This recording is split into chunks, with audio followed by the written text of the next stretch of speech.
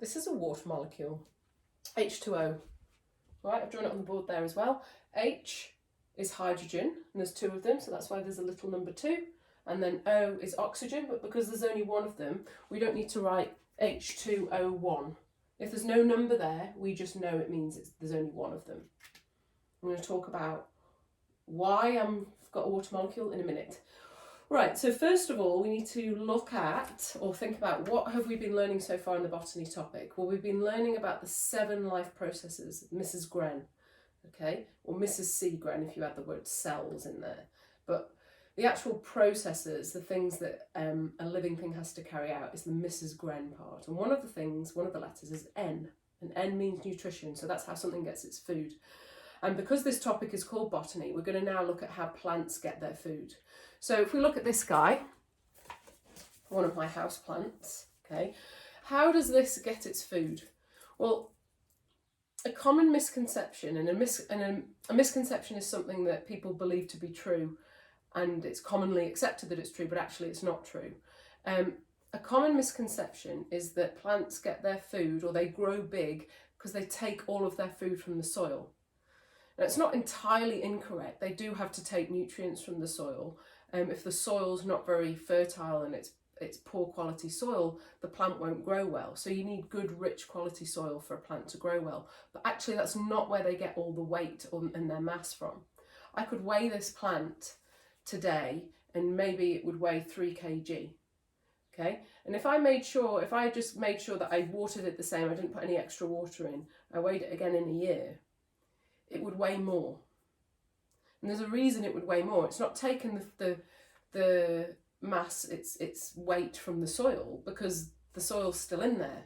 So where's that extra mass come from? Well, it's a very clever process called photosynthesis. And this is how plants make their own food. And it's the most important chemical reaction in the world. If it wasn't for photosynthesis, we would not be here right now. We wouldn't be alive. Why? Because photosynthesis means that we get food to eat and we get oxygen to breathe. So we're going to talk about that. So if you're ever going to really listen to a lesson, this is the one to listen to, because this is a very important chemical reaction. All right, so let's look at my plant on the board.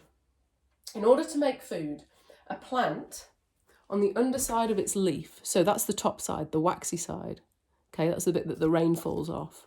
The underneath part is almost a bit more matte in colour, okay? Now, if you could look at this close up, you would see tiny, tiny holes, but they're too small to see with your eye. They're called stomata. And what happens is a carbon dioxide molecule, so now we have a carbon dioxide molecule that doesn't look exactly like this, it's supposed to be a bit flatter like that, okay? Carbon dioxide, there's 2 oxygens, so that's why we say di. Okay. Now, the leaf has adapted itself in a way that it can take in the carbon dioxide through these little holes called stomata, and then from the soil, the tree or the plant takes in water, H2O. And when it takes it in, it takes it to these little parts of the plant called chloroplasts. So in your book, on page 1, hang on, oh no, I'm falling everywhere. On page 132, okay, it shows you a cross section of a leaf, and it says that inside there's a green, little green sort of parts of the cell called chloroplasts, and they're green because they contain a green pigment called chlorophyll. Okay, they trap sunlight energy, and this is where photosynthesis reaction occurs. So what's happening is, if you just have a look at that leaf picture afterwards to consolidate this, but the carbon dioxide comes in through the leaf, the water comes in through the roots, and this is our sun, this little green, it's not green, it's yellow, this little yellow ball, gives sunlight energy to the plant. And what that sunlight energy does is it gives the plant energy to break up the carbon dioxide and water into all its individual atoms. And then it puts it back together again. But when they put it back together, they don't make the carbon dioxide and water again, they make 2 new substances. One of those substances is glucose, and that's going to now be the plant's food and going to be used to help the plant grow.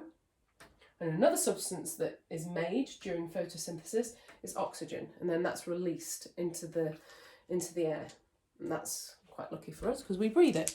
So remember, I've said this a few times before, that chemistry isn't magic, okay? It's literally just getting a substance, breaking it down, and putting it back together again in a different way. That's all it is. So if we think of it as like this jigsaw puzzle, okay? Now, if you put this jigsaw puzzle together, you make a picture. Now imagine you can take that jigsaw puzzle apart and you can put it together again in a different way and it makes a new picture. That's what chemistry is. You can't do that with most puzzles, but imagine you could.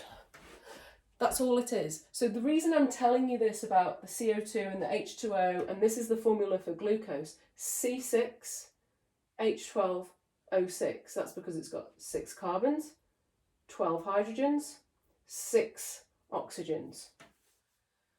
The reason I'm telling you all of this is because it actually helps you to understand that it's not magic, it's not just words turning into other things. It's real breaking something down, adding it back up together again. That's all that's happening.